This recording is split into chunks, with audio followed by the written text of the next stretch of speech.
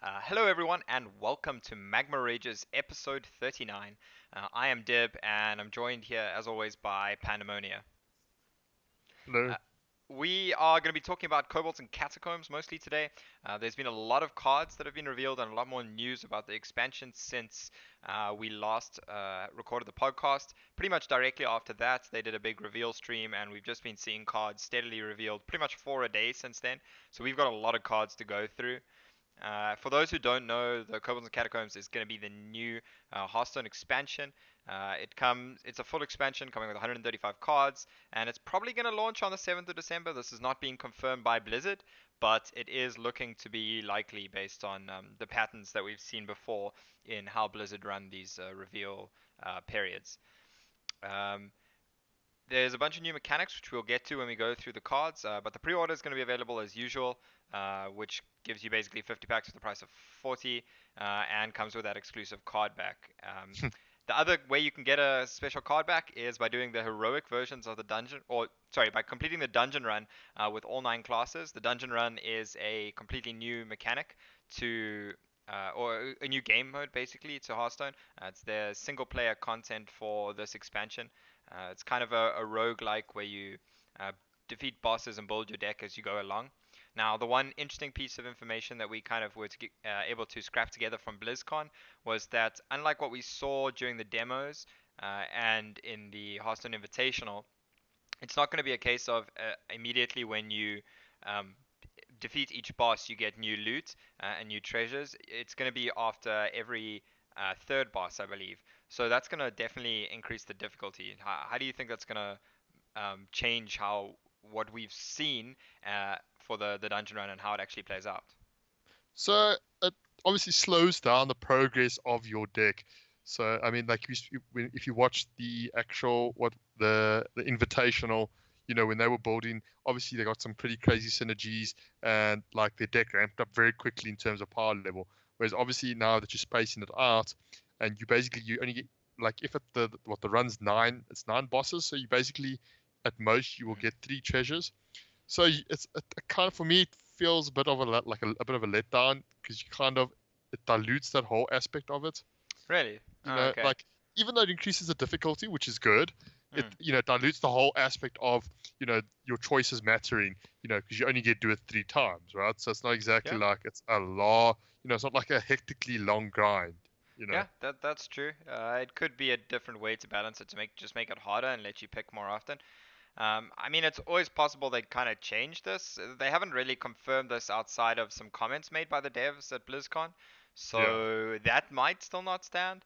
But that's kind of how it looks like it's going to be going from now on. Although if you get everyone on the flip side, I think it will be too easy. Yeah, If you do get so like maybe once every two, I don't know. Maybe they're still playing around with it even. yeah, and I mean, it's mostly because those treasures in particular, like the passive ones, those are so massive. Maybe they Yeah, just split those, between the treasure, the loot, they split that every between the 3 games. So, because you were getting basically 3 choices after every boss, so you could yeah. just get one choice after every boss. But I'm not, I don't think that is how they're gonna do it. I think they will do that together maybe. But anyway, let's move on to the parts we do know about, which is the cards. As mentioned, there are some new mechanics which we're going to get to as we go through the cards. So let's start with Druid. Um, the one important thing to note is that every class is going to be getting a weapon. This is part of the theme for the set. The idea of going into a dungeon and looting your weapon for the class. So most of the classes, or most of the classes that didn't really have weapons before have basically been given zero attack weapons. Druid is kind of the exception to that because Druid kind of has a pseudo weapon in the form of its hero power, and I think that's why they've given this Twig of the World tree 1 attack. And Twig of the World tree is a 4 mana 1/5 weapon with Death Rattle gain 10 mana crystals. I think it's a very interesting like a lot is like the design of this card I really like because it's kind of an interesting card with regards to trying to play around it. Like when they said legendary weapons, the first thing everybody wears was like Harrison Jones, Acidic Swamp Ooze, Gluttonous Ooze.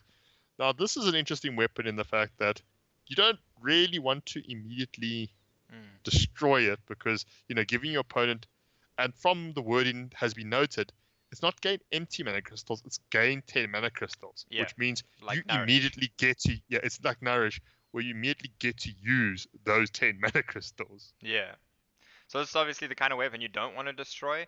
But on the other hand, if you're destroying it for your opponent, then I, they if they're not getting the full mana crystals that turn. So it's not like they can go they can have a 20 mana turn in Yeah, that sense. So you're you forcing can them. get some value from destroying it. So your opponent, it's not like you always just want to let you always want to just, let's say, freeze them or something so they can't destroy it. If you can destroy it, you can get or deny your opponent value. But if they're not at like 10 mana crystals already, you are going to help them ramp up. But it's going to be quite difficult to kind of use up this weapon before you get to 10 mana crystals, because I mean you're playing it with 4 mana crystals and it takes 5 turns of attacking. So you play it on turn 4, you're only going to activate it on turn 10 by naturally attacking. I mean, Yeah, sorry, turn 8. I think the main thing is this potentially could be like enable some massive combos. Yeah. I mean, that's obviously where all the speculations, with Malagos or, Mm. some massive, stupid 20 mana combos, basically, much Yeah. like Kun and Aviana did of last, like, previous seasons. Yeah. And I personally like that because I really like those kind of druid combo That's decks, fu- and I really enjoyed Melee Druid. But um, it's going to be to remain to be seen on Twig of the World Tree. So I think it's an interesting card with some interesting build around yeah. mechanics. Um, Now, looking at another very interesting card, we have Branching Paths. Um, this is one that was revealed on that first reveal stream a week ago, and it's quite an interesting mechanic. Basically, Branching Paths is a 4 mana spell, an epic spell for Druid, and it is choose twice. So basically, this is like the choose one mechanic, except you're choosing two of these options, and you can choose the same option twice. So the options are draw a card, give your minions +1 attack, and gain 6 armor. So you can either gain armor, draw cards, or give your minions attack. And this is a very very versatile card. But the big question is, which kind of druids can you see it fitting into? I think generally it's going to be a bit too slow, or I think it competes a little bit too much with the ramp cards. You might want to play in the kind of ramp druids, but it could be a way to get extra value in your kind of more mid-range token druids. What are your thoughts on that? I personally think, and it might be a bit controversial, is the fact I think this is going to see playing the slower druids. So like your mid range, maybe. I mean, it's going to be tough to see if it will find space, like you say, amongst all the ramp in Jade druids and big druid. But like for me, the abilities, if you look at like of the three, two of them, the draw card and gain 6 armor, definitely lean towards more mid range or slower strategy. Whereas for me, the game obviously giving your minions attack lends itself to more minion centric aggressive strategies. Sure. So the versatility for me of like drawing a card and Uh, Looks like we have lost Pandemonia here. Um, at the moment, we can't hear him, but we'll see if we can get him back. But I mean, one of the big things here is whether the drawing cards is going to be worth it. Um, let's just let him know. So yeah, I think that the big thing is that Branching Paths competes a lot with cards like Ultimate Infestation, um, and that's going to be a problem in terms of going forward, because it's difficult to get it in those slower decks, because Ultimate Infestation uh, because Ultimate Infestation really does fulfill that spot. But yeah, it seems like we have Pandemonia back now, as he realized he pulled his own mic out. What a shocker. my bad. I heard like a popping sound as you did it, and I was like, yeah, that's your end, that's not me. Yeah, I was talking and I was wondering I and I know, realized. and then Yeah, I could see you were talking, but I still kept talking. Anyway, so I was saying like you were saying it kind of goes in the slower decks, but I think the big thing is that it competes with cards like Ultimate Infestation, because you don't want too much card draw in your deck, and I personally don't think Branching Paths is really going to work in those kind of decks. But In order to not branch too much here, we're gonna have to move forward a I bit see what here. you did there. Yeah, because we have a limited amount of time. We Yeah. have quite a lot of cards to go through here. So next we have Grizzled Guardian, which is an 8 mana 3/5 beast with Taunt and Death Rattle. Recruit 2 minions that cost 4 or less. Oh, I don't know. It You seems. I wanna mean, play a worse Ironbark Protector? Is this worse than Ironbark Protector? Is this worse than Lich King? I mean, would you ever play this over Lich King? Is there any kind of minions that are worth recruiting? I mean, they cost 4 less. I mean, so the problem is because it's 4 less. Now, do you own in a deck? If you play in this, do you only then put 4 mana minions? Because you don't want to get Yeah, a exactly. Doomsayer or a 3-drop or a 2-drop. Yeah, I think for now it could be possible to be played in like a ramp druid. I mean, Mm, theoretically you can bonds this out, but the problem is when you bonds it out, what is it bringing out? The thing is, it doesn't make sense to put the 4 mana or less minions in the same deck. You can play yeah, maybe like Sen'jin Shieldmaster, because you Yeti. kind of want something like that. But I mean, Yeti doesn't really do it. You kind of want something that has taunt or something more. Um, Ultimate. I mean, what's it? That Infestatoran maybe. I mean, yeah. I mean, if you wanted to build like a really like an Zoth taunt druid, which is kind of where Hadronox is going as well. Remember, if you remember the yeah, legendary from the last set, maybe that's kind of where they want to go. But overall, I'm not very sold on Grizzled Guardian. I don't particularly think it's going to be good. yeah. 8 mana 3/5 feels a bit too low impact on turn 8. I mean, and we've still got Primordial Drake. Yeah. In terms of an 8 mana 3/5, unless you're bringing out taunts, your opponent's probably just going to kill the 3/5 and then ignore the other 2 minions. Yeah. And we're not going to be giving like ratings or anything for these cards. We will be doing more well, at least I will be doing a full set review, and we'll definitely get Pandemonia in for some of the classes with some deck lists as well as After full all the ratings cards. once we have all the cards that are actually gonna once all the cards are revealed, basically. So Yeah, look out for that on the YouTube channel in particular. And then yeah, the Lesser Jasper Spellstone we've spoken about before, so we don't really need to speak about that again. But yeah. it is definitely one of the better spellstones, and we'll get to that mechanic a little bit more when we see them a little bit later on here. But moving on to Hunter, we have the Hunter Legendary Kathrina, yeah, Yeah, Kathrina Winter Wisp. It is an 8 mana, 6/6 legendary minion, and it reads Battle Cry and Death Rattle. Recruit a beast. So your best case scenario is recruiting something like Savannah Heimhain, right?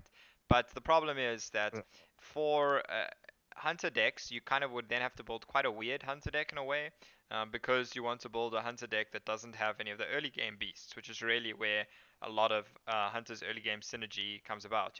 The card that this kind of immediately doesn't make sense to put in the same deck as, to me, is Crackling Razormaw, and Crackling Razormaw is right now one of the main reasons Hunter even sees any play. yeah. I mean, also once again, like you say, cards like Alley Cat, you don't Yeah. want to be recruiting an Alley Cat, or yeah, I mean, is a kindly grandmother all right? If you're getting 8 mana for 6/6, I still don't not what think you so. want, right? I don't think so. I think you're looking at like I Swamp King mean, Dreads, Tundra King Rhinos, Crushers. Highmanes, King Crush. Like you want to be bringing out the big boys, but then like what? We're playing Big Hunter. Yeah, that's Uh, what people are joking. And you play all the yeah. spells to control the early board. You play Explosive Trap. I mean, they're trying to make it a thing, right? Like Yeah, crushing walls as well. Like they're definitely trying to make Control like a Hunter more trophy of a thing, hunter. and maybe, but yeah, it still remains to be seen. I think you could definitely play it in some kind of big beast hunter, but So the question is, in your view, Dib, Katharina Winterwisp, what value would you need to pull on the battle cry and death rattle for it to be good? Like something what with stats? taunt first of all. That's the But one like what big problem stats are I we have. talking about? The one big problem I have with most of the beasts is they don't really have taunt. Okay. Um, So that's a big problem. You need something that can impact the board, and the best way to impact the board immediately is taunt. The other alternative is of course some of those charge minions we mentioned, like King Crush. Uh, but you have to put King Crush in your deck then, and that doesn't feel particularly good. But if you could pull like a King Crush, it would definitely be worth it, Yeah, obviously. because you'd be getting a lot. But I think let's say you wanted 4 or 5 worth of taunt stats. That's just a number I'm going to throw out there. That's I think would be sort of the bare minimum for me with the kind of stats that I was looking for. From both, or for each for No, each. for Katharina to pull. I think she needs to pull something that's at least a 4 or 5 worth of taunt. So, but what I'm saying is between the battle cry and the death rattle, or No, in for the total, battle cry. and then the same for the The death death rattle. rattle is the death rattle is probably less important. You can pull less value on the death rattle, I think, and get away with it. But because you're not spending all your mana that turn to actually get that to Okay. happen, the death rattle is where getting cards like High Mane and Swamp King Dread and stuff are super powerful. But it's the battle cry I think that's really the key. You need to have an impact on the board that turn, and I'm not Yeah. sure, if you Eight don't at minus least have a sixes. taunt, that's gonna actually have any kind of impact. Stegodon is a beast with taunts. Yeah, But the question is, do you really want to run Stegodon in your deck? Like, yeah. I don't know if we want to talk about Recruit, but Recruit only brings a minion that's in your deck into play. Yes. Yeah, so that's a good point. Recruit is one of the new mechanics. Basically, it summons a minion from your deck or sometimes your hand, I think if it says your hand specifically. But basically, it just summons a minion from your deck, pulls it out. It doesn't create a copy of it like Bond's kind of effect. It actually pulls the minion itself out of your deck, so your deck will be 1 card less after you recruit. So it is powerful in that regard. Like we saw cards like Patches. So that, I mean, that aspect of Recruit does potentially make it quite powerful. And I think that's why we've seen a lot of the current recruits have, not been anything like crazily good at the moment. Yeah, I mean, they mostly seem to be higher on the curve, Yeah. where that impact of getting that extra tempo is lesser, right? If all the pirates cost 5 or more, Patches wouldn't be anywhere near as good as Patches is. Yeah. So it shows you kind of how important it is to get those kind of swings early. Moving on though, Crushing Walls was another card we've already discussed. Seeping Oozling, I almost said sleeping, is a hunter minion here. It's a 6 mana 5/4 minion, and it has Battle Cry, gain the death rattle of a random minion in your deck. So, I mean, we can see from both these two cards we've just discussed, they kind of seem to be wanting to push Death Rattle Hunter.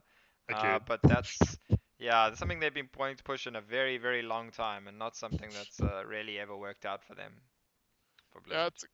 it's a case of the strong Death Rattle minions have found their ways into deck, but we haven't really seen a completely Death Rattle centric deck. Yeah. Cards like Savannah Harmane and Kindly Grandmother found their ways into hunter decks because they're just good by themselves. They don't need that extra synergy. I mean, I think they tried printing, what is it, last set, Corpse Widow? They tried that Uh, people experimented with it, but it just. yeah, Corpse Widow. So I mean, that might make. I mean, obviously the dream now, if we're looking, Seeping Oozling, the dream is getting something like Katrina Winterwisp's Death Rattle or even Hymane's I Death Rattle, mean, right? with the Corpse Widow, you can play Katharina on turn 6. When all of a sudden now, when she uses 6/6 for 6, that brings something from your deck. That's a lot better. Yeah, but that's once again the dream, right? I Yeah. mean, uh, it's another question going back to the Seeping Oozling. So we talk about the battle cry, gain the death rattle, but as a 6 mana 5/4, how often is this going to be better than High Main? Yeah, That's for exactly. example, Master. You hope to high roll. What is the death rattle that's gonna make it better, right? There's no Sylvanas around for you to like have this always be a second and a third Sylvanas possibly in your deck. If you don't draw the Sylvanas, what kind of death rattles is it really gonna work? I mean, Katrina. Katharina, that's Yeah, kind that's of probably it. so yeah, we need to see more basically high value death rattles. I suppose Rat Pack, this would actually still then give you 5/1/1s. But I mean, is not Harmane still better as Yes, six Main does five still seem and better, but I'm just saying like yeah, that's an acceptable one, right? yeah. But yeah, why do you need more things that compete with the high main slots? And that's really the weird part, right? You want to make something for Death Rattle Hunter, but it now wants to compete with high main, and that seems like the best card in any possible Death Rattle Hunter deck. So I mean, if it was a 5-mana 4/3 or cheaper, like even if it was like low stats, obviously, I think it might be playable. But the fact that it competes with high mana, I already am a bit skeptical. yeah, 5 mana would have been is a pretty open slot in Hunter for like Yeah. mid-range hunters, so it could have definitely fit there. But moving on, we have the Hunter Secret Wandering Monster. It's a 2 mana secret. It's a rare and it reads when an enemy attacks your hero, summon a 3 cost minion as the new target. So obviously, the average stats of a 3 cost minion, we're looking at 3 attack. So in a way, you can look at this as dealing 3 attack to the minion that attacks your hero first. It's kind of almost like putting the bear trap, but actually making the taunt deal with that first minion that attacks. But Yeah. there is definitely the possibility of low rolling quite hard. I mean, one of the cards that obviously comes to mind is like Blubber Baron. Yeah, there's a bunch of 3-mana Uh, 1/1s. 3 Or mana 1 Sergeant 1, yeah. Sally. Although Sergeant Sally could make for amusing children moments, though, right? Yeah, Because, Sergeant Sally at least has the death rattle value yeah, of like Maelstrom portaling the board. And that could be something to maybe play around, make your other trades first, kind of thing. it's because it's a combination between, like you say, the grizzly bear, as well as a bit like misdirection, right? Because I mean, Yeah, basically, your attack is being misdirected into the grizzly bear. yeah. But I mean, the big question is, do you ever play this over Freezing Trap, right? Freezing Trap scales better later into the game when there's higher cost minions, whereas Wandering Monster has a really limited amount of scaling that it can do, because bringing forward the 3 cost minions is not going to deal with the bigger minions. You know, the bigger your opponent's minions get, the worse Wandering Monster becomes. Yeah, The only obvious high roll is Giant Wasp. yeah. Also, Wandering Monster though has like I think it's a kind of secret you probably want earlier on against more aggressive decks than Freezing Yeah. Trap, because Freezing Trap against obviously a wide board of 1/1s is pretty weak, whereas Wandering Monster has that even average potential of dealing with a few cheap threats early on, which Yeah. sometimes Hunter struggles to do. Yeah, the big thing is if they attack in with their Firefly, your Wandering Monster's probably going to kill it and most likely survive. Yeah, and Uh, kill something else. yeah, which means you can actually then get some more value from the minion on the board. So I think you're right. Those are kind of the matchups where we could see it having more of an impact, and maybe then it's even an option for some kind of control hunter to just play on 2 as essentially a 3 drop. Um, Exactly. which could be something we could see, or it could fit into more tempo board oriented like mid-range hunters that want to fight for the board in the same kind of style we're seeing from a lot of those decks right now. So just we've talked about the low rolls, but just a couple of the high rolls I've just come thinking King Mukla and Injured Blade Master strike me as the two massive high rolls from this day. And I mean, like that literally, 2 mana, if your opponent slams their Firefly into an Injured Blade Master, the game is, Yeah. the game could end pretty quickly after that. Yeah. Okay, so moving on to Mage, we have Aluneth, which I think we've spoken about, haven't we? Yeah, we did. It was one Yeah, of the first weapons. that was one of the first weapons revealed. Then we have Explosive Runes, which is one of the new secrets for Mage. Maybe the only one. We'll have to see. Explosive Runes, obviously 3 mana. It is a rare, and it reads after your opponent plays a minion, deals 6 damage to it and any excess to the hero. So it kind of sticks out as an upgraded snipe, basically. Yep. Dealing more damage, and the big thing is that it actually deals the excessive damage to the hero, which is really important for, let's say, an aggressive kind of secret mage. It can help you keep the board, so you go like Kirin Mage, Explosive Runes, all of a sudden you're keeping the board and you're putting a lot of pressure on the opponent, and I think that's definitely a direction that mages playing Explosive Runes could take. Definitely. I mean, that 6 damage can be quite scary. I mean, now so the big question is to try and trigger it. Previously, like to play around, let's say Mirror Entity, or Potion Polymorph, you would play your weakest minion.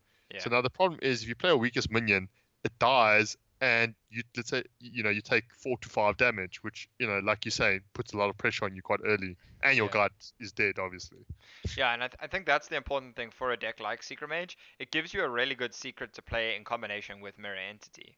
You know, Oh you can play right, one yeah. Explosive Runes, one Mirror Entity, and two counterspells or something, and then all of a sudden life is very difficult for your opponent because you have to play around Explosive Runes in a totally different way to the other secrets. So I think that's Yeah. definitely an interesting kind of secret and a nice way they've made a different play around. So I think explosive runes could be quite good in aggressive secret mages.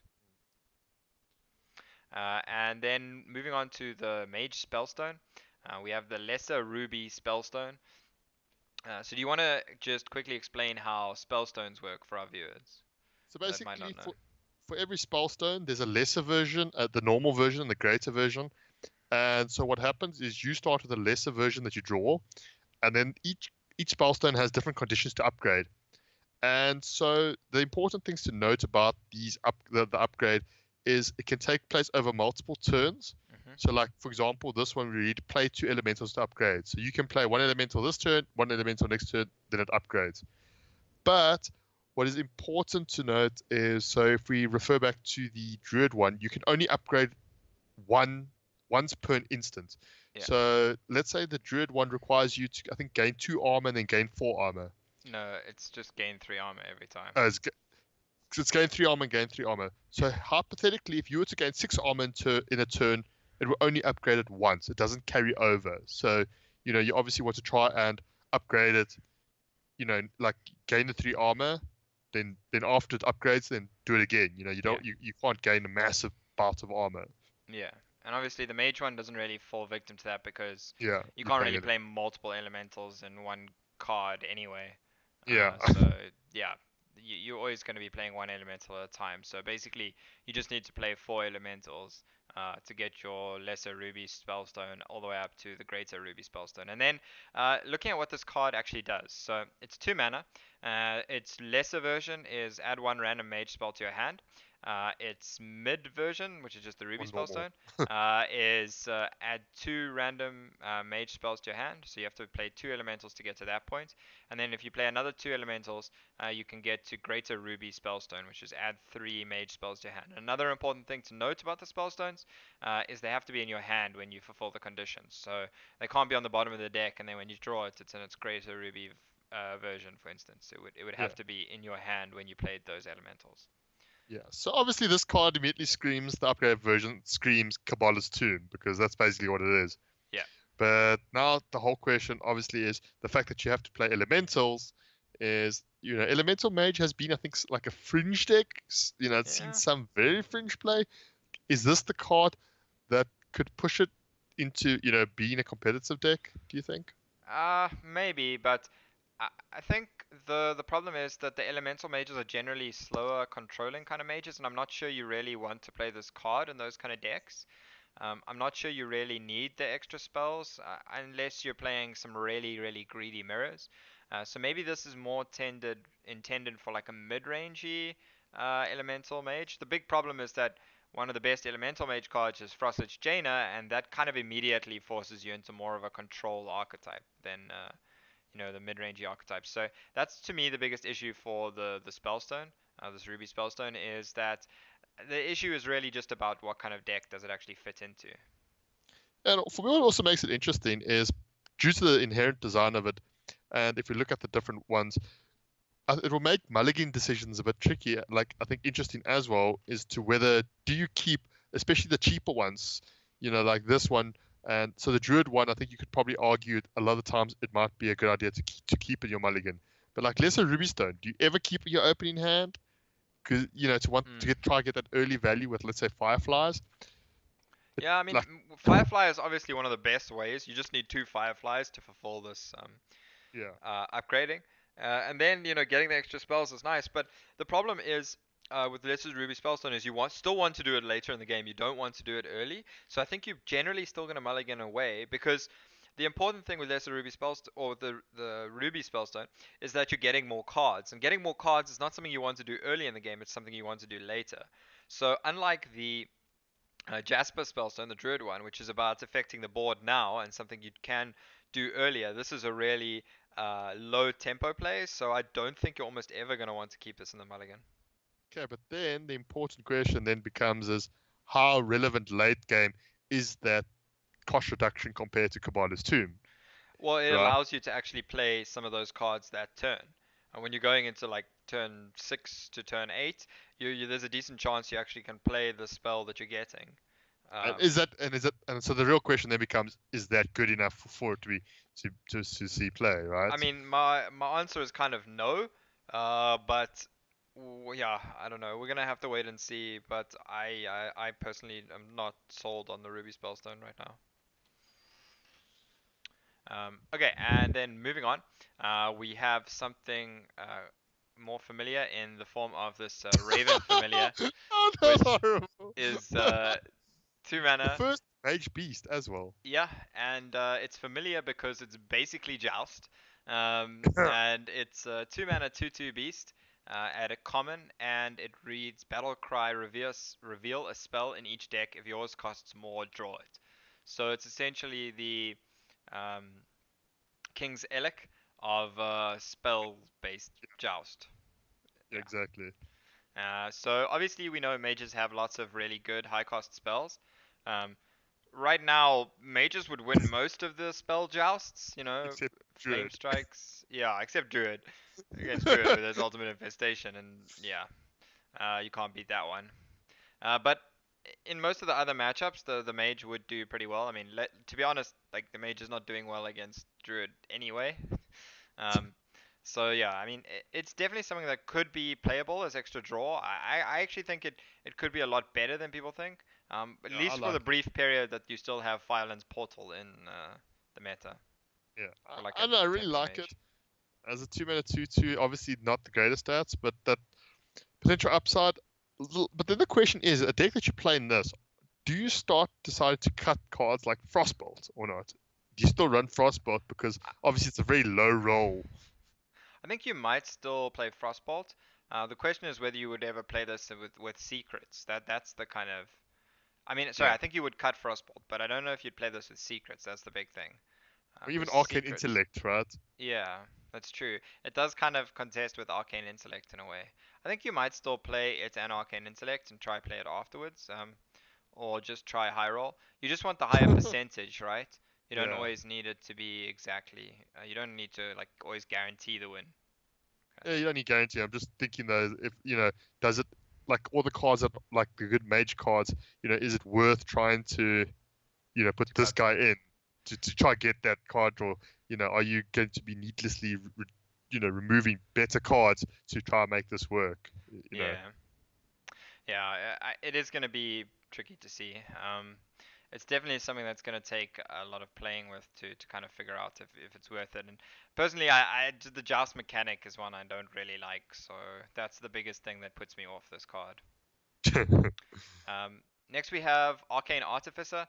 So this is a 1 mana 1/2 elemental. It is a common, and it reads whenever you cast a spell, gain armor equal to its cost. So once again, a card that is kind of screaming towards that control-based elemental mage. Basically, you just play it for 1 mana and then play your Fireland's Portal or Flame Strike or something and gain a bunch of armor in that same turn as doing it. It's basically like you tacking one mana onto the spell to gain the cost of that spell in armor. It's kind of Yeah, how I see it's it. But whether that's worth a slot in the deck is kind of questionable. because I mean, a 1 mana 1/2, like you never really played it early on. I mean, Like you you say, you you base could in an elemental mage. It does like help a activate some tempo. of your other elemental cards, but I mean, It like seems if that's you're up interesting. against a deck that has like patches and stuff, the 1/2 can be worth it. I suppose like this into Frostbolt early, I mean, potentially what an elemental tempo mage Yeah. I, could be. I, I, it's really difficult to see which way they want this elemental mage to go. I still feel like Frosted Jaina is the standout elemental mage based card, Yeah, and it kind of screams control. And I feel like that kind of means that you're forced into that control shell. yeah. So we'll see, but yeah, I'm not completely sold on it. Yeah, me neither. Um, But yeah, okay, let's move on. Paladin, we have Lanessa Sun Sorrow, uh, which is clearly one of Pandemonium's favorite cards. It's a 7 mana 1/1 legendary minion, and it reads Battle Cry. Cast each spell you cast on your minions this game on this one. So basically, it gets all the buffs that you've put on your minions. So if you go Spike Ridge Steed on 6 into Lanessa Sun Sorrow on 7, you are at least getting a 3/7 taunt with the Spike Ridge Steed Death Rattle. So that's not so bad. It gives you a way to curve into your Tyrion. Um, but ultimately, do you need to play this in like a full buff paladin? Or is it fine to play in just a general mid-range paladin with the, Blessing of Kings and the Spike Steeds? Well, I mean, if you think about it, what Blessing of Kings puts it at a 5/5. That's bad. Sparkly Steed, yeah, which is not good. Sparkly Steed puts it at a 3/7. Yeah, no, I'm saying add that to the 5/5 though. Let's say you play No, both. no, no, no, Basically, no. I mean, I'm individually. no, Individually, I don't think you would play it for either one of those two effects. That's kind of no. where I would see it. Okay, no, So you'd yeah, have to have both, right? If you have yeah. both, fine. Then you're talking 7/11. Haha. A 7/11 with taunt. Now that's yes, you would play a 7 mana 7/11. And that does gets to 6. Yeah, that's just great, right?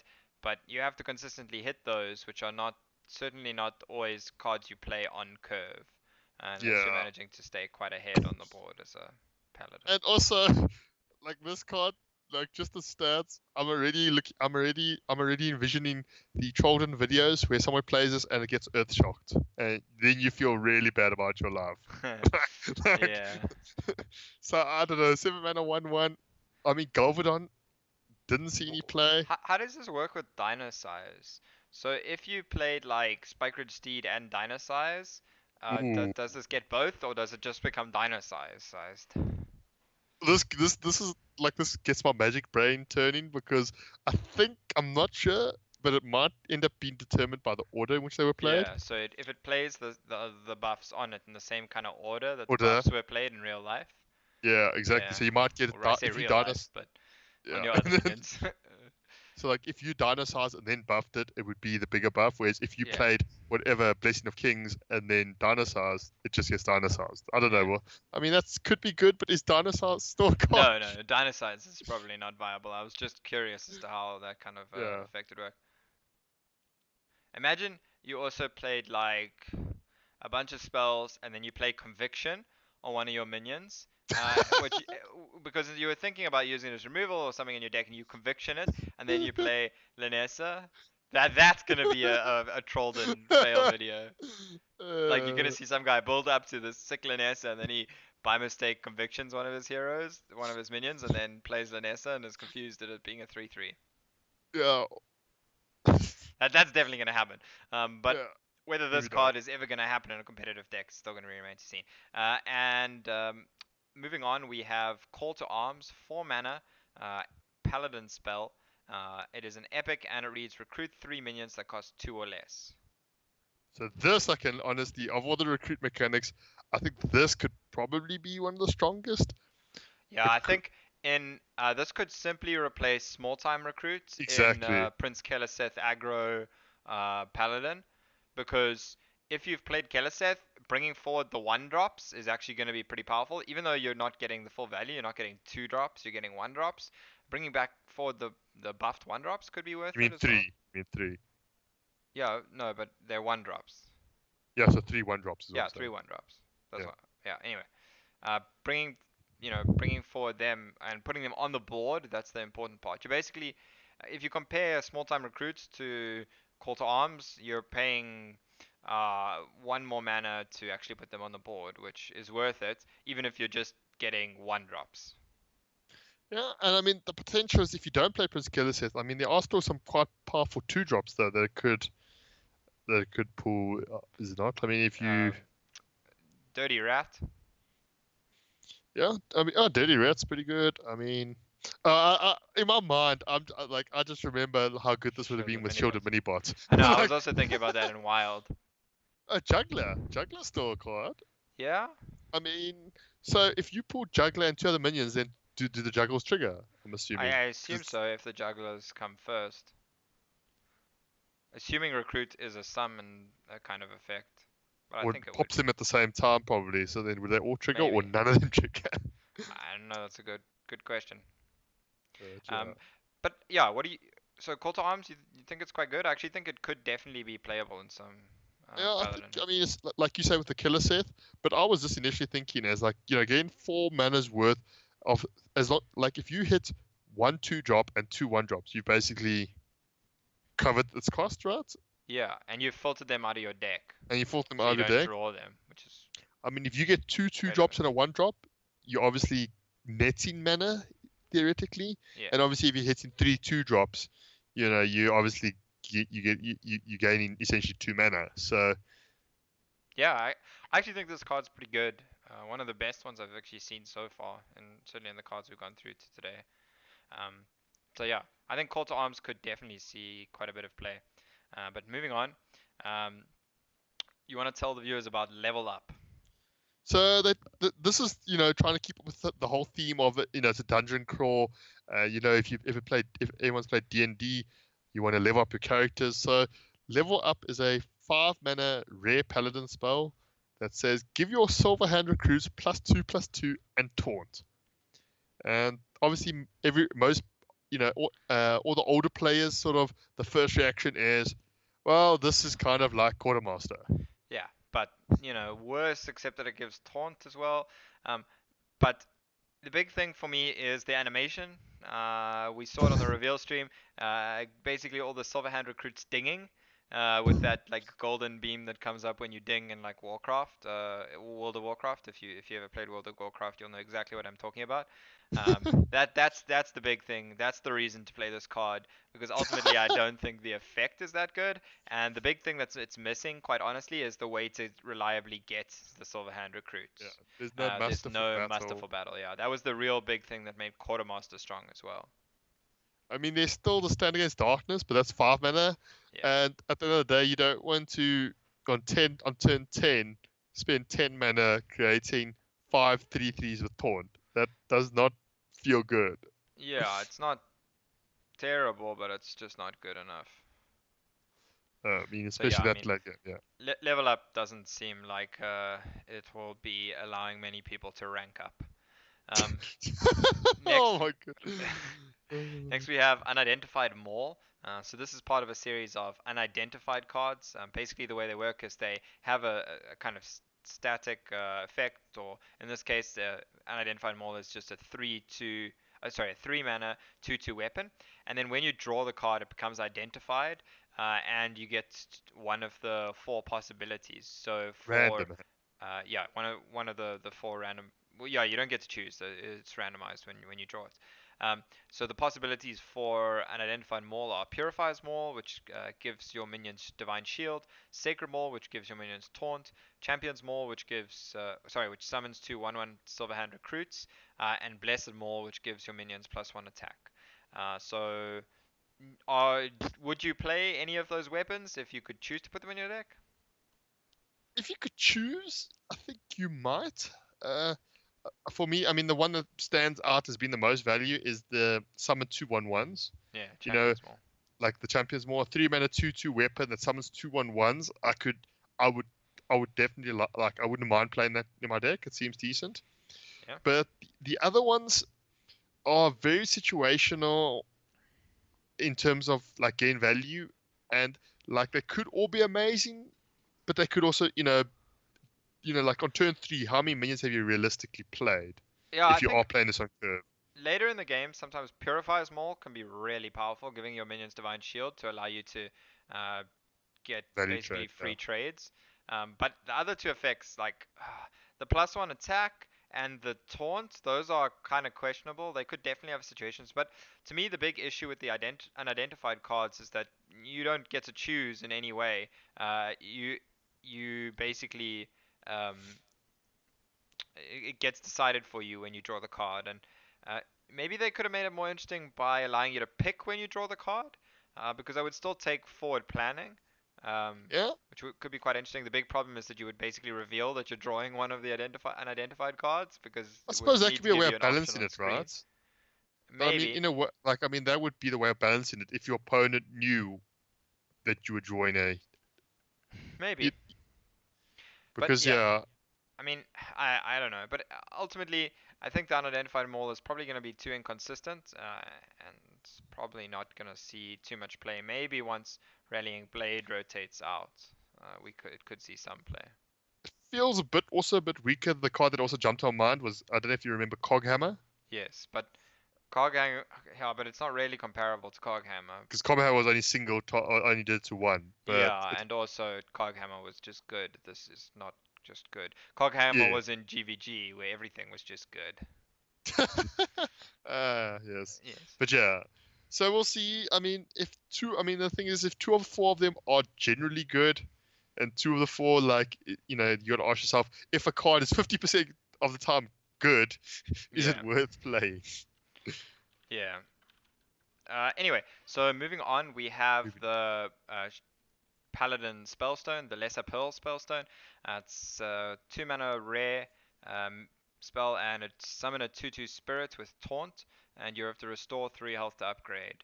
And when you upgrade it, it allows you to summon a 4/4, I believe, and then Yes. 6/6 Also with with taunt. Taunt. Yeah, Yeah, all of them have taunt. So they're yeah, all. So this is definitely a sort of a more defensive card, and it's definitely trying to lead you towards a slower controlly paladin.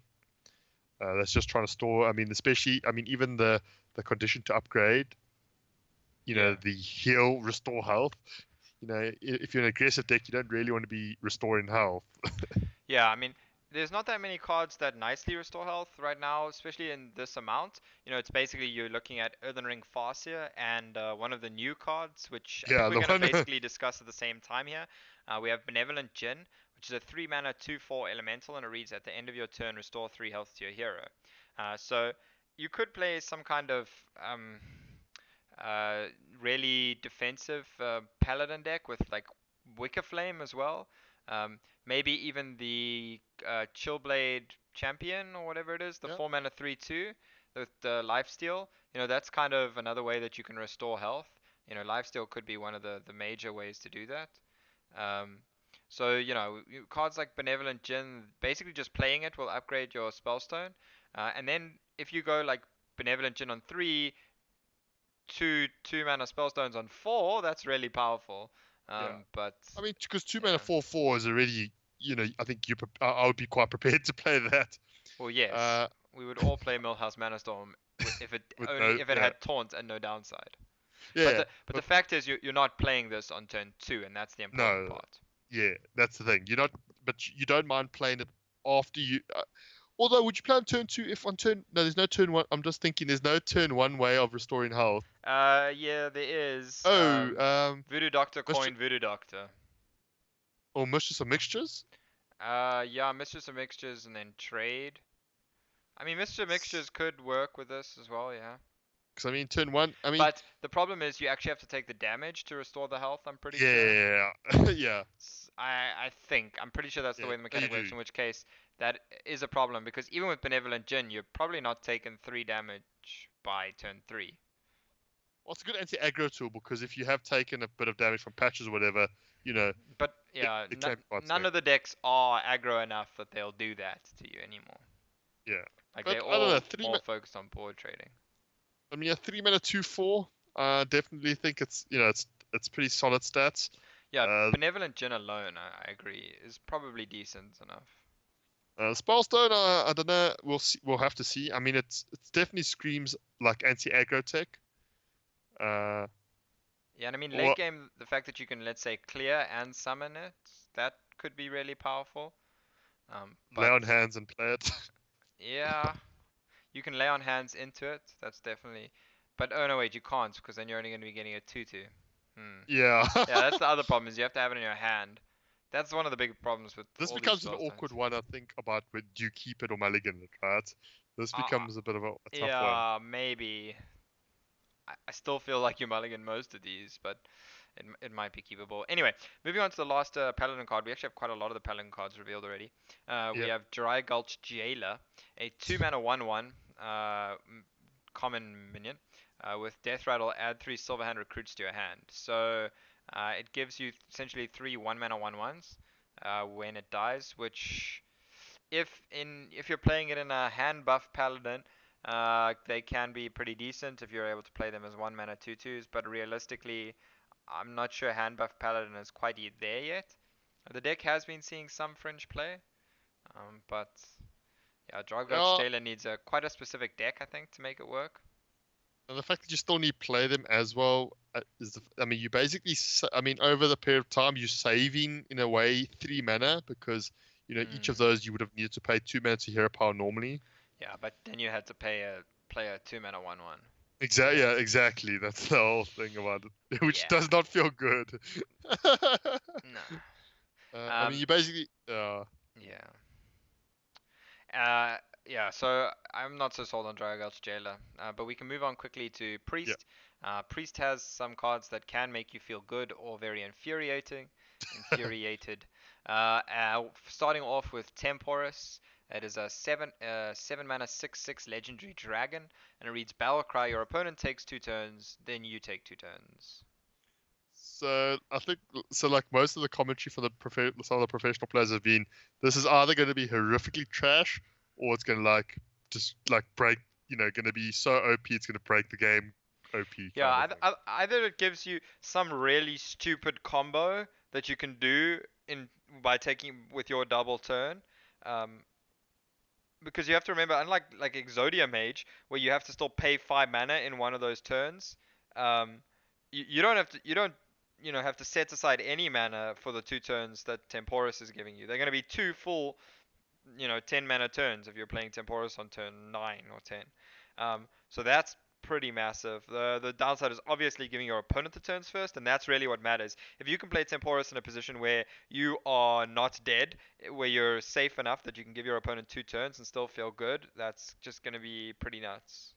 But you see the situation you described, though. Ultimately, you're probably going to be winning anyway, right? I Yeah, mean, if you're in a situation where you could let your opponent do 2 turns and not beat you, you're probably in a very commanding lead anyway, and you would have probably won anyway, right? probably, yeah. So that's kind of the thing is, I mean, we'll have to see if there's any other ways of interacting it to make things like really weird, like to do any weird thing, like weird and crazy things. Mm. Yeah, but anyway, Dragon Priest is definitely something it seems like they're trying to make a reality. And another Dragon Again, theme card is Dragon Soul, which we have already spoken about as well.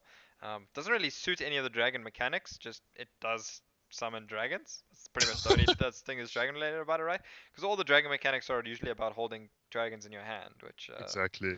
yeah. Which speaking of, we're gonna actually skip straight to Dustbreaker. This is obviously a card that has seen a lot of discussion. It's a 4 mana 3/3 dragon. That's a rare, and it reads Battle Cry. If you're holding a dragon, deal 3 damage to all other minions. So that's basically a Hellfire effect, except that it doesn't hit the players. So like Chucky said, it's a Hellfire Dragon. Yeah, Hellfire dragon. Uh, yeah. So I mean, that's pretty a pretty crazy effect, right? Assuming the Dustbreaker actually survives, which I believe it will, because it'll deal its death rattle, deal Or its battle other. cry, and then oh yeah, right, you're right. It does say all other. That's a good point. Uh, yeah, being able to have a board clear that also gives you a minion at the same time is just nuts. Yeah. So for Dragon Priests, this is definitely going to be a massive option for them, and maybe even some Razakis Dragon Priests. I mean, considering I mean, this is how, I think we still have Dragon Operative is still in Priest for a short while. Yeah. So, I mean, for that short period of time, it's going to be nuts because, like, this into Jack in it is quite stupid, really. Yeah, and if you play like Nether Spider Historian on 2 and get a more expensive dragon in your hand, then you're activating your Dustbreaker and your Operative. Draconite Operative kind of thing. Oh. Yeah, so that's some more board clear for Priest. Priest is definitely quite heavy on the board clear right now. Big Priest is actually probably the deck with the most amounts of board clear right now, which is an interesting Which kind of thing. brings us to the next card. Yeah, it does. Do you want to tell the viewers about Psychic Scream? Psychic Scream, sorry. So it's a 7 mana epic priest spell. shuffle all minions into your opponent's deck. So this is, So you like can the give them more Weasel Tunnelers. there we go, the dream. This is one of those more unusual, sort of they're definitely trying some unusual designs in this set. We just saw that Temporis with your opponent takes 2 turns. Now shuffle all minions into your opponent's deck. So now the question is, it's kind of like removal in the sense that obviously, they're no longer in the battlefield. So the nice thing about this compared to other removal options is this is similar in Tomb in the fact that death rattles don't trigger. Yep. So that gets around very sticky boards. But the fact is, if you shuffle anything good from your deck into there, they basically have some good. So, but you basically refilling the deck with the cards plus some of your all their minions plus whatever minions you had in play. Yeah. Yeah, it does seem kind of questionable as to whether this card And, is really turn worth it, to be 7. honest. When you have like so much other board clear available to you as a priest, only real deck I can see this maybe being played in is like a Razakis priest, where you don't care about giving them the value. You're just gonna kill them, and you just need some extra board clear. Yeah, and the real question is we've seen 5 mana board clear, 6 mana board clears, but 7 mana board clear. Well, we've also got Is 4 mana board clear and Dustbreaker now. Yeah, Plus Shadowed exactly. Horror. Why you had Organized Organized Circle, but yeah. in terms of 7 mana, is that not too late? A lot of times for priest. I mean, I've had many a game where I've been dead before even turn 6. Yeah. So I mean, now with these additional board clear tools like Dustbreaker, I mean, we've still got Holy Nova, we've still got Dragonfire. The big thing is for the Razakis Priest, it just gives you an extra chance to draw it, even if it is sometimes a turn later than your Dragonfire potion. I think that could be relevant. I But mean, it is an outside of answer. that, like when you can just play 2 Dragonfire potions, it does seem like why would you play Psychic Scream? I mean, for me, the only real really big upside I can see is it kind of does deal with Highmane quite cleanly. Yeah. I mean, Dragonfire still leaves behind the 2/2s. This at least has advantage of, it does deal with Death Rattles much better, yeah. Exactly. That's the only real advantage I can see. Yeah. But anyway, moving on, we have the Unidentified Elixir. This is the unidentified card, obviously, for Priest. It's a 3 mana common spell, and it reads give a minion +2/+2. And the bonus effects that it can gain are Death Rattle, Lifesteal, Divine Shield, Death Rattle that returns it to your hand, Lifesteal, Divine Shield, and the Summon a 1/1 copy. I think we actually covered this card already. Yeah, I think This we was did. one of the early ones, so um, yeah, I don't really want to say too much more on it because we've got lots of other cards to cover. Just go back and watch one of our previous videos when we first discussed the set if you want to hear about it. So moving on to Rogue, and we'll go through this quickly because I could be here for a long time discussing most of these cards. But starting off, we have the Rogue Legendary for the set, other than the weapon, and that's going to be Sonya Shadow Dancer, 3 mana 2/2 with text that reads, after a friendly minion dies, add a 1/1 copy of it to your hand, it costs 1. So, two things kind of stand out. Tempo Rogue, at least this doesn't compete with Keleseth. It could give you some extra value. Bone Mare is a ridiculous card to get back, that's 1 mana. Vilespine Slayer is another ridiculous one to get back, that's 1 mana. Keleseth, yeah, that works too. But the other thing that it also kind of stands out for is Quest Rogue. Is another way to try and help you facilitate completing the quest. But whether, honestly, Sonya's going to be viable in any kind of those decks is going to remain to be seen. Even a Miracle Rogue, if you trade like a Gadgetzan Auctioneer when you play this, you get a 1 mana Gadgetzan. And that's pretty good. I saw you were just a bit excited there. a Yeah, 1 mana auctioneer. So there's lots of potential with Sonya. But ultimately, whether she's going to be able to fit in many rogue decks is going to be questionable. I do like the fact that she is on 3 mana though. I think that gives a lot of versatility because that can be, it's quite a contested slot in rogue, but at the same time it's a little bit of an open slot. Pretty much everyone just puts SI7 agents. Yeah, pretty much everyone just puts SI7 agents because they're good tempo in pretty much all the rogue decks. But Could yes. replace something like Shaku though, is possibly the card that I would maybe see, kind of replacing. Because as a value agent kind of thing. Yeah. Anyway, speaking about value engines, we next have Felderai, Felderai, Felderai, Felderai Strider. I'm gonna go with that for now. It's a 4 mana 4/4 epic minion for Rogue, and it reads Battle Cry. Shuffle 3 ambushes into your deck. When drawn, summon a 4/4 spider. Those also then trigger, causing you to draw a card, basically. So it doesn't take up your card draw. It's basically just ambushing yourself. Um, and we saw ambush previously, but this one is quite different because it comes A attached to a minion and B it affects yourself, not your opponent. So um, you can more reliably trigger your own ambush in a way because you can like actively try to draw with cards like gadgets and etc. That So can really just help.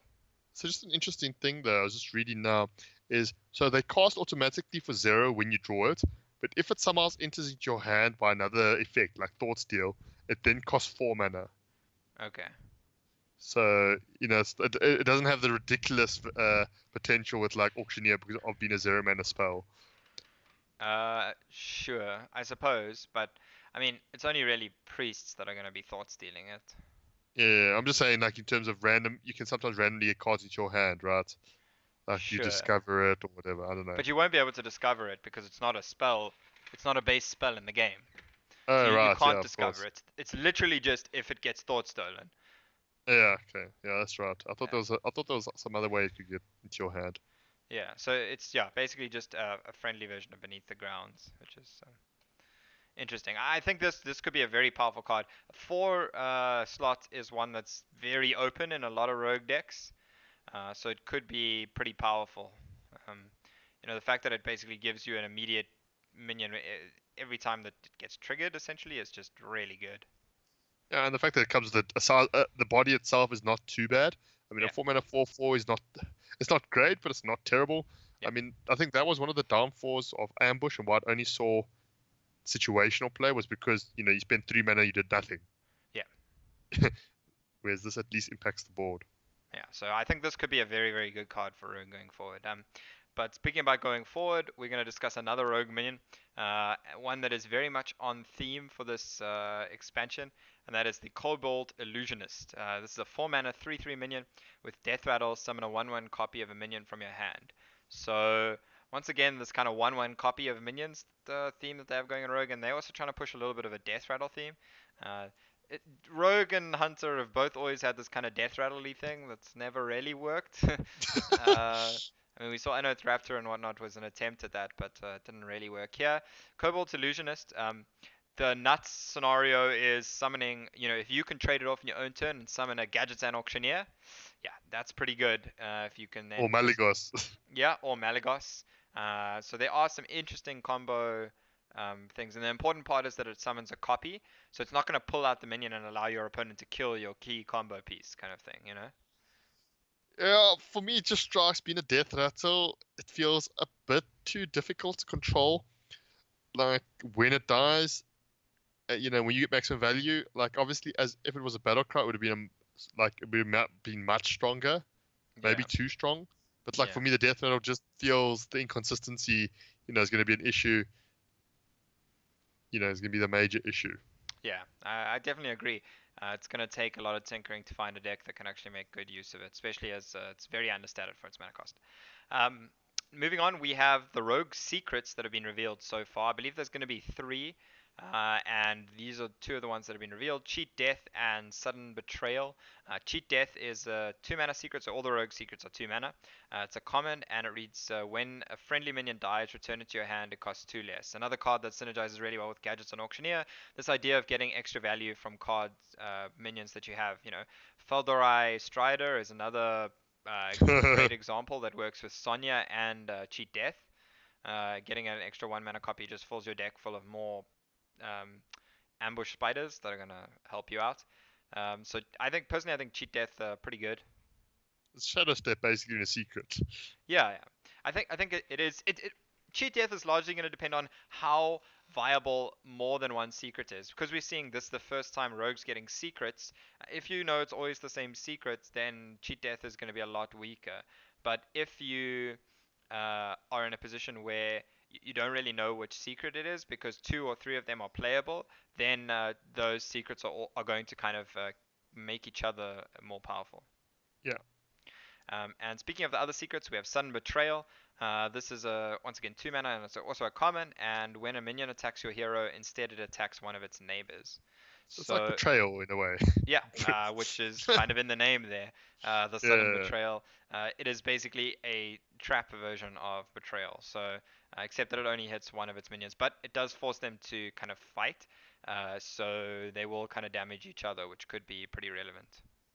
Yeah, I mean, it could be like really, but then the thing is, it also becomes now once again, previously positioning against a rogue was kind of like, It was kind betrayal of a wasn't. meme. Yeah, it was kind of a meme. Because Betrayal, Then yeah, it hasn't been a card for a long time. That's been well, it's played. only been he's playing arena. Whereas now if some betrayal becomes a competitive viable card in standard, in standard you're gonna have to now start paying attention to your positioning. Yeah. To play around, sudden betrayal. And what's quite interesting about Sun Betrayal is you have to play around it in 2 stages. It's not just one stage. Sorry, you have to play around it in how you position your minions when you play them and how you attack, the order in which you attack. So Yeah. that's actually quite interesting. In that it's kind of one of the first 2-stage secrets like that, I would say, for any class.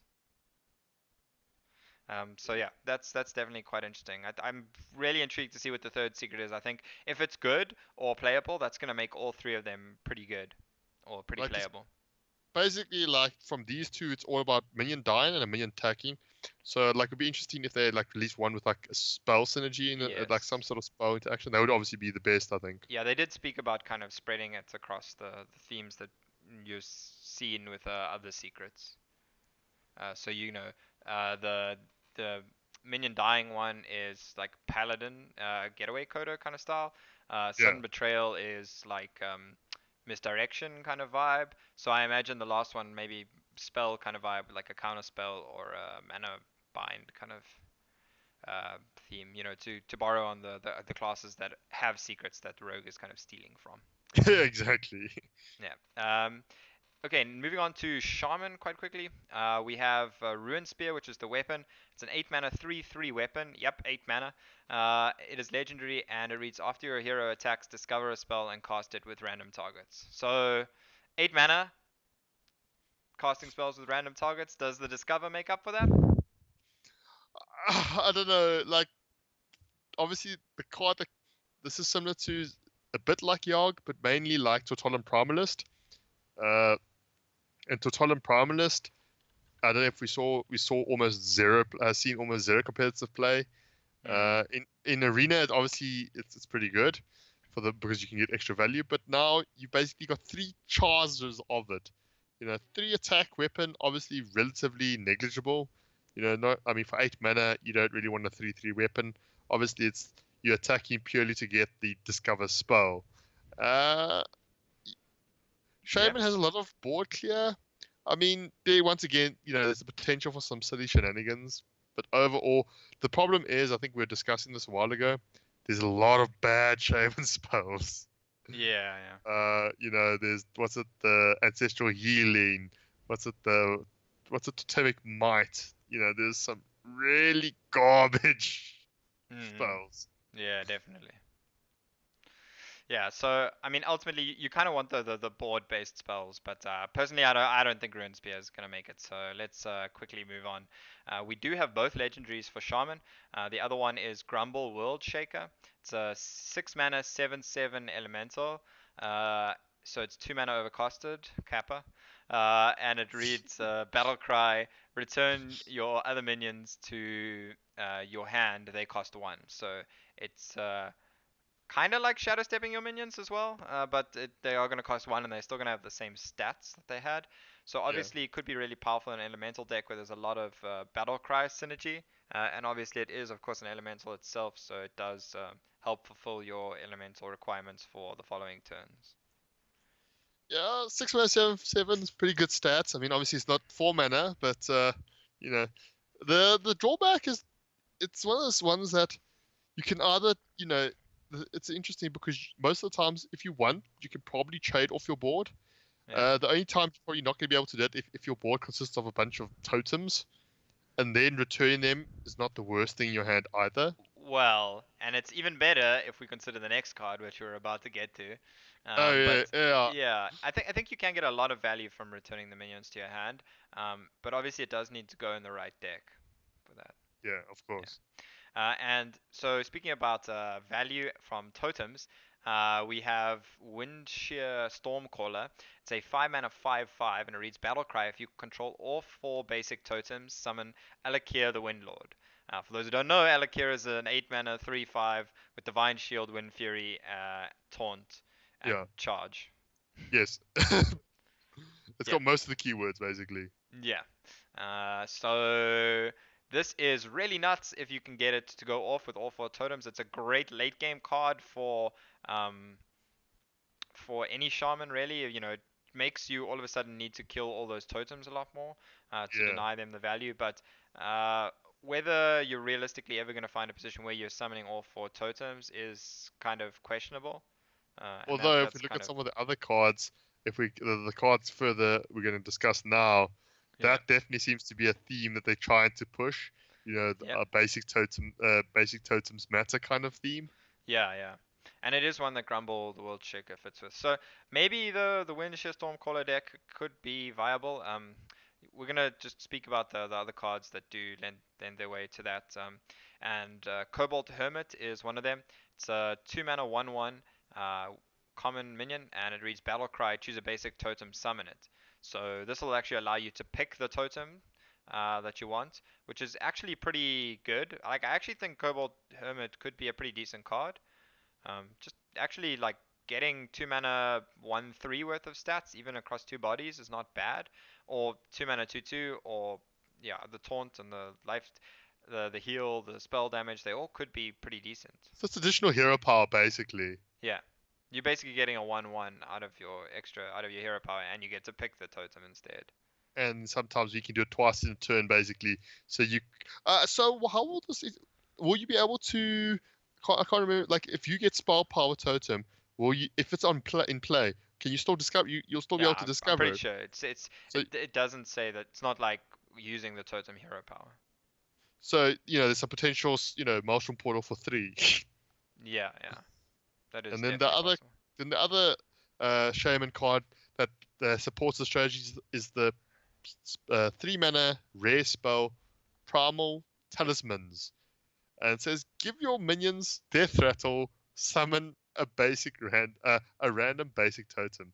So it's kind of like Spirit Echo. Yeah, except much lower value, but higher nuts potential with something like Windshear Stormcaller. uh, I don't like the I'm Kobold not so Hermit. sold on that one. Yeah, Kobold Hermit I can at least say it's got a lot more versatility. Primal Talismans just feels a bit too weak. Yeah, Uh, there needs to a be bit a too low lot of impact. reward for that mass totem strategy, basically. Yeah, Yeah, and then the lesser Sapphire Spellstone we've already spoken about before as well, so we can move on from Shaman. yeah. And then there's only a few cards for Warlock. Rin we've already spoken about before. Void Lord is one of the new ones. It's a 9 mana 3/9 demon with Taunt and Death Rattle. Summon 3 1/3 demons with Taunt. So Void Walkers. Yeah. Um, it looks pretty good. Originally, I actually kind of thought it was Battle Cry instead of Death Rattle, so I thought it actually gave you the demons immediately, It would be which would have been disgusting. much more powerful. Now it's Yeah. obviously much weaker to something like silence effects as well, which could be a lot more prevalent soon.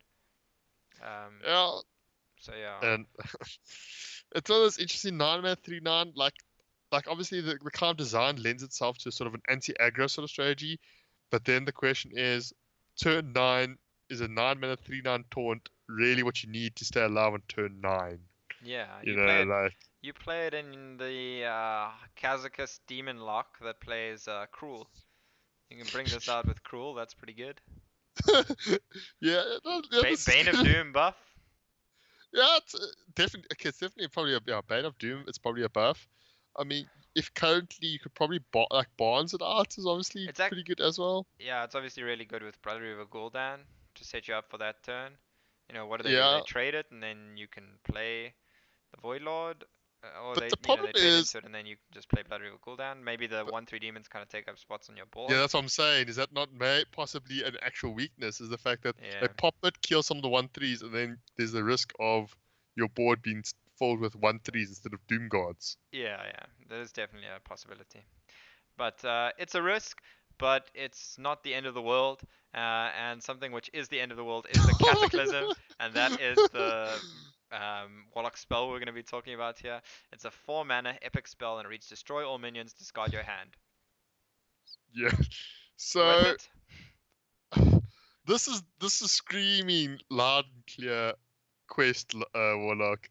Like this is them really trying hard to To you know push to that force control to quest Warlock. yeah, because the thing is, usually if you are playing a deck that wants to destroy all minions, you are a slower control deck.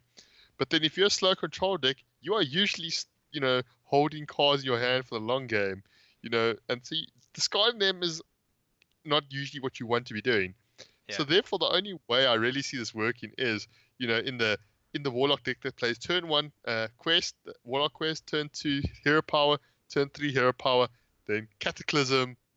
You finish your secret, you clear the board, and then turn 5 you play it, and you hopefully the cards you've lost are made up for by a bunch of 3/2s that spawn forever, right? That's kind of Yeah. what you're hoping, is that those 3/2s are enough to snowball the game while you laugh tap and try to recover your cards in your hand. Yeah, that sounds a little bit too happy day scenario for me, especially when you draw that second Cataclysm.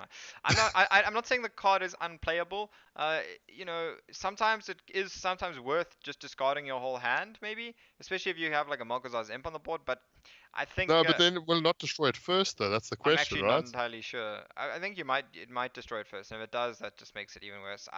I'm just not sold on Cataclysm, to be honest. Yeah, like I think the only time it possibly sees play is in a quest warlock deck. And that's I don't see it. I And don't that see the has to be current like a control warlock. control quest warlock, basically. Yeah. Yeah. Moving on, we don't actually have any new cards for Warrior, I don't think. The Have we spoken Spellstone. about the Spellstone? No, we haven't. No, we haven't spoken. Okay. Gather Your Party was one of the first ones, but no, Yeah. Spellstone we can speak about. Okay, so the Spellstone, Lesser Mithril Spellstone. It's a 7 mana rare spell, and the first part is summon 1/5/5 Mithril Golem. Second part being 2/5/5s, and the third part being 3/5/5s. And what you need to do to upgrade it is equip a weapon. So you need to equip one weapon to upgrade to the standard version, and then you equip one more weapon to upgrade to the greater version. So um, 2 weapons, that seems pretty reasonable, but can you really afford to hold this in your hand whilst you're doing that?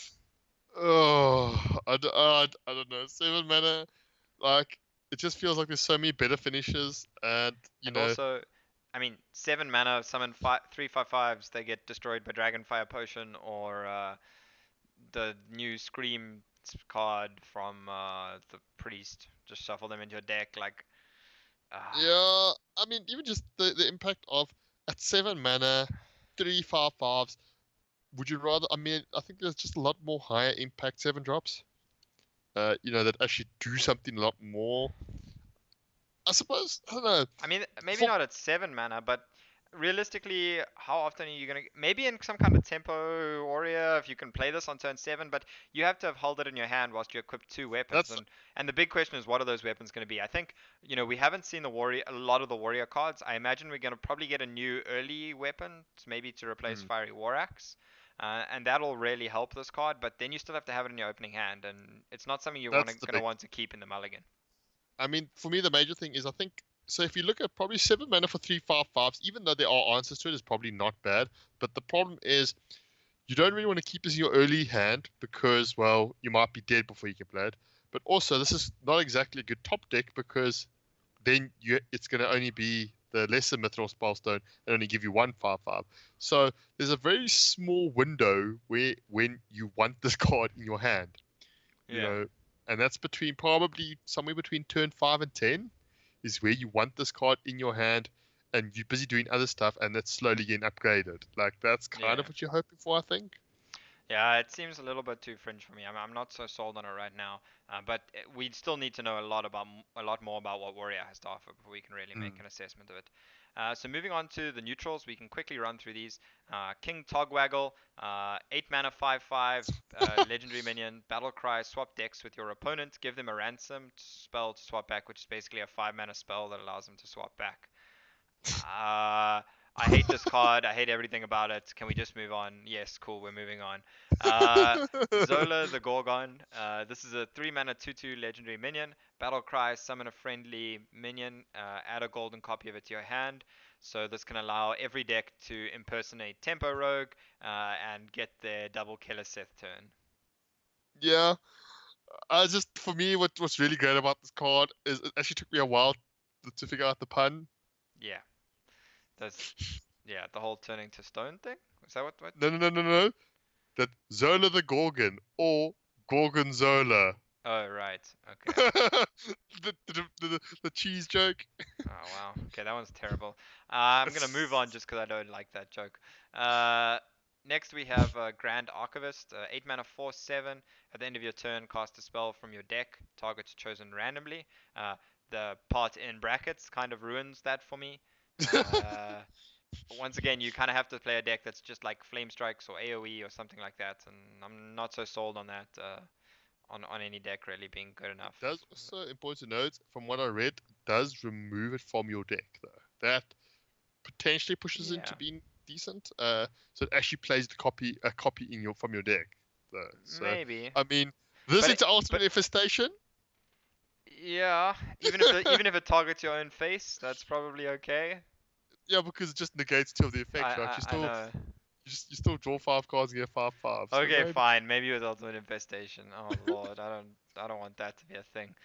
Um, and the bright side, if you're playing it in Ramp Druid, there's plenty of other spells that can get chosen that are not Ultimate Infestation. Like Nourish. Well, yeah, or swipe. You could swipe your own face. Wrath. You can wrath No, you your own can't stuff. swap. Only says enemy. Okay, true. Wrath though you can. Yeah, You wrath you could Wrath can. itself. But I mean, you could just get like wild growth on turn 8. That would be pretty bad a lot of the Yeah. time, unless it allows you to play the 10 mana card in your hand next turn. But anyway, Yes. I'm not so sold on Grand Archivist. Moving on, we have Spiteful Summoner, 6 mana 5/5. Sorry, 6 mana 4/4. Epic minion, battle cry, reveal a spell from your deck, summon a random minion with the same cost. So straight off the bat, the first thing that draws to me is for this to be okay, the spell needs to cost 2 mana, right? For it to be like passable, you know, because most 2 drops are like 2, 3 average stats. I think it has to be more than that. I Yeah, think to you're be looking at good. 3 or 4 mana to be playable for this card. Yeah. I think, like, I mean, theoretically, you could just play no cheap spells and play this on turn 6 and get like a 7 drop with it at the same time. You know, Firelands Portal or some rubbish. Or a 10 mana card with ultimate devastation. Yeah, But okay. I was thinking that actually in like Ramp Druid, right? It gives you a thing that's like an early. so if Uh, you wrap into this and if you get anything, but the problem is obviously you don't want to get Spreading Plague wild is growth. good. Yeah, Yeah, Wild Spring Growth. Plague is But good. you know, you even you're saying 2 mana is okay. So we're saying if two Yeah, mana is okay, then Wild Growth is okay. The 1 mana is the problem. So you wouldn't yeah, want to play, Earthen Scales is the thing that would be like the low roll. And yeah. obviously if you're playing Innovates in the deck, but I think if you play this, you don't have to play the Innovates probably. You're probably cutting those. I Yeah. mean, this basically, Nourish, Spreading Plague, or any of those sort of cards.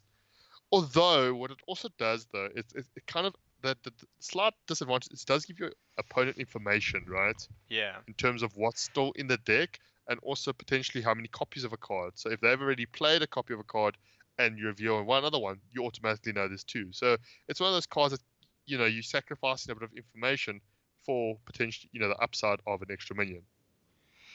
Yeah, I definitely think that it's gonna take some messing around with decks to see if it works. I think Yeah, it could actually be it has better than potential it though. seems, though. Yeah. Carnivorous Cube we've already covered. Arcane Tyrant, a 5 mana 4/4 elemental, epic, and it costs 0 if you've cast a spell that costs 5 or more this turn. Um, Obviously, you can Ultimate Infestation into this, but I don't think you'd ever play this card in those decks, as you just don't need this card in Jade Druid or Big Druid, so I'm not sold on it for that purpose. Maybe in a mage, mage deck, sorry, with uh, the elemental theme. Flame Strike plus this, Meteor plus this, even Cabalist Tome plus this. Yeah, I think it just allows you. I mean, Kabbalah's Tomb plus this, I think, is quite strong, but also it just allows you. I think also in other decks like for example, for me, Shaman comes to mind, where you can play a board clear, something like Volcano or Lightning Storm, and then develop this onto the board to basically, fight back a bit. Yeah, Uh, it definitely does give you some tempo options, and it's gonna kind of depend on how so things go. I really do like this card. I think it has quite a lot of potential. Yeah. Next we have Rummaging Kobold. 3 mana 1/3 Battlecry. Return one of your destroyed weapons to your hand. So this can obviously help you bring back your legendary weapon, um, which could be high value for a lot of the decks. But Oh, it does depend on you're kind of using the weapon, and honestly, I don't know if that's going to be worth it to put this card in your deck just to redraw it on the situational chance that you've actually managed to have that weapon destroyed. 3 mana 1/3. Yeah, exactly. This is not where you want to be. You know. It's intense or like a lot of value, but just really low tempo because once again you're bringing that weapon to your hand.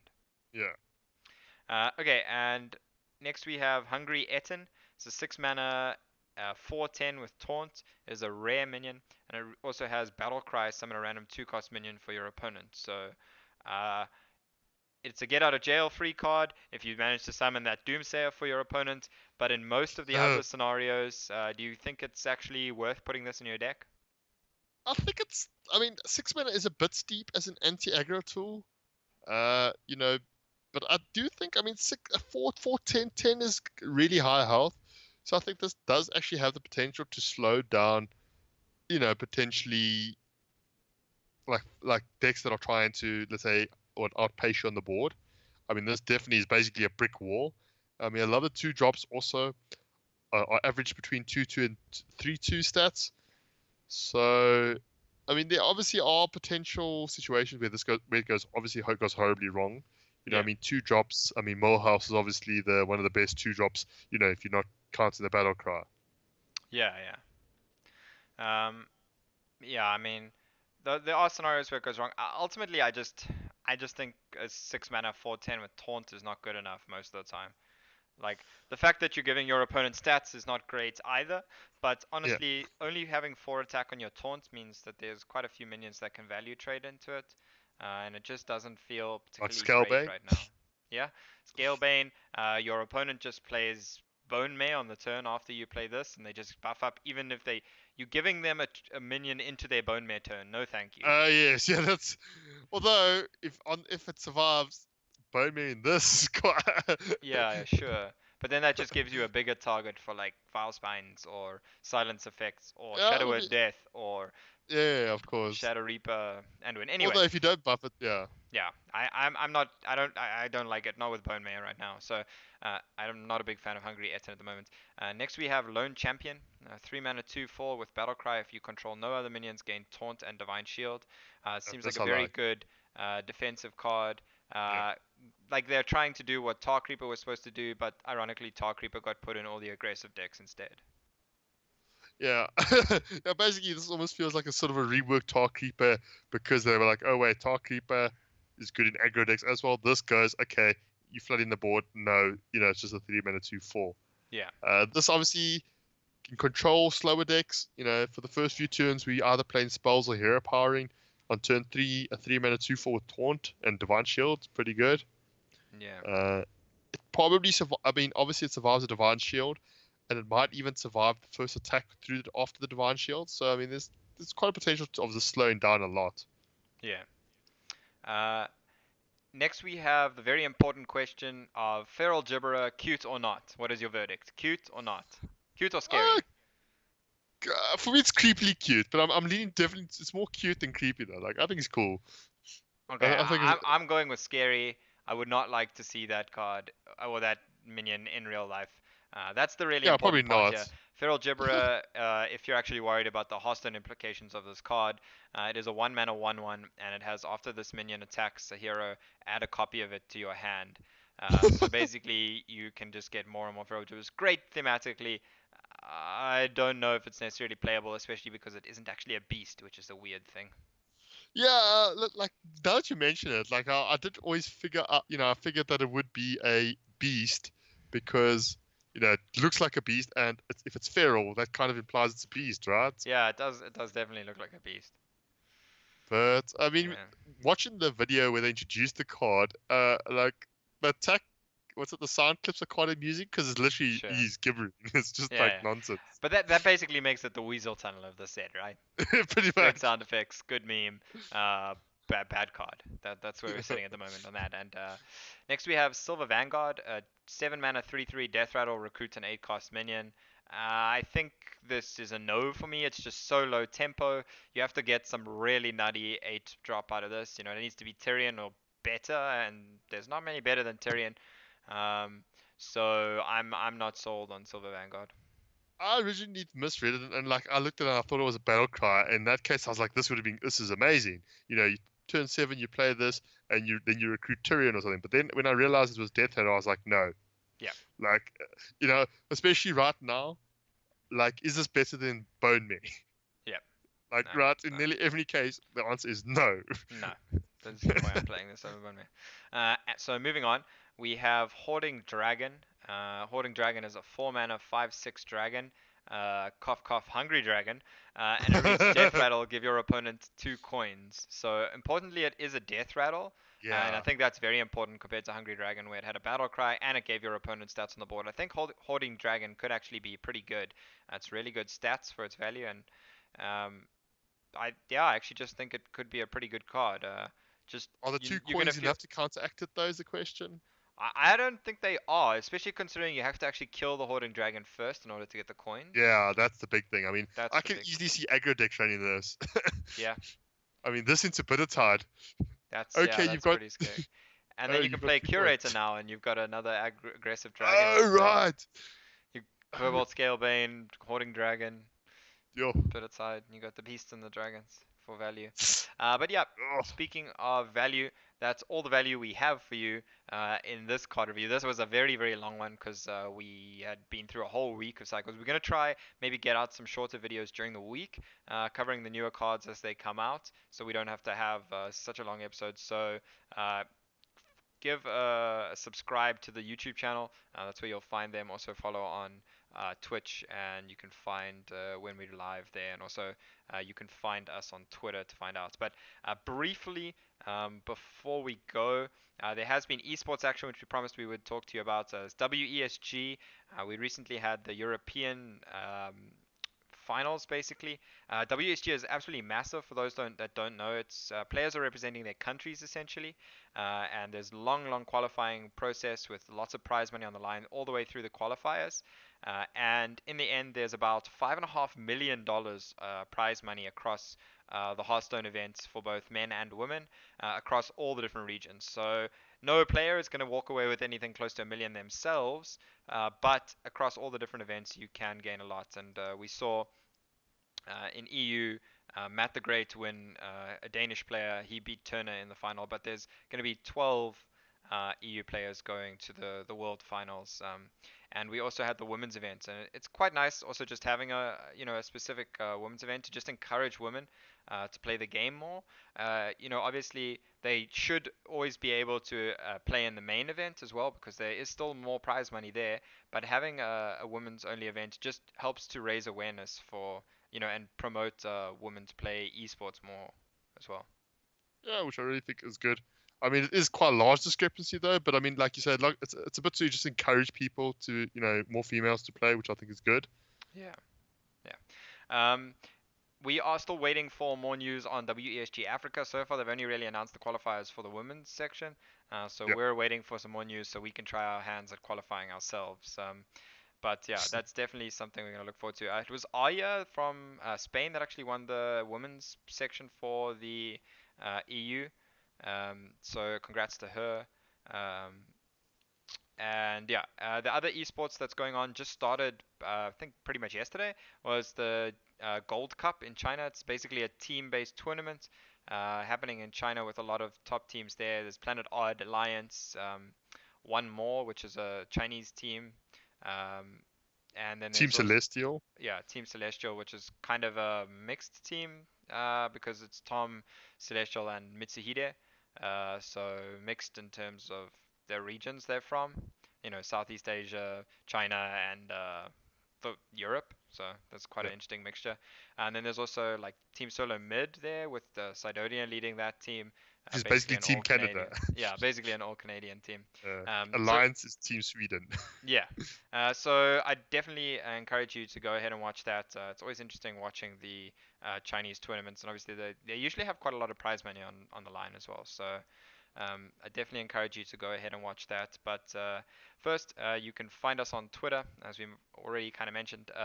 You can find Pandemonia at PandemoniaZA. That's with a 3 and a 0 in the Pandemonia part, in place of the E and the O in case you don't speak Leet. Um, and for me, it's at Dib_gaming on Twitter. You can find us there to ask us any questions. And also, if you want to find out when the episodes go live on YouTube, as well as when we're live on Twitch. So, yeah, follow us there. Let us know any feedback. We really do appreciate any kind of feedback that you have. And, yep, anything else you want to say before we sign off for today, Panamonia? Cheers. Until next time. Okay, so nothing else from Panamonia. No, Cheers, guys. cheers.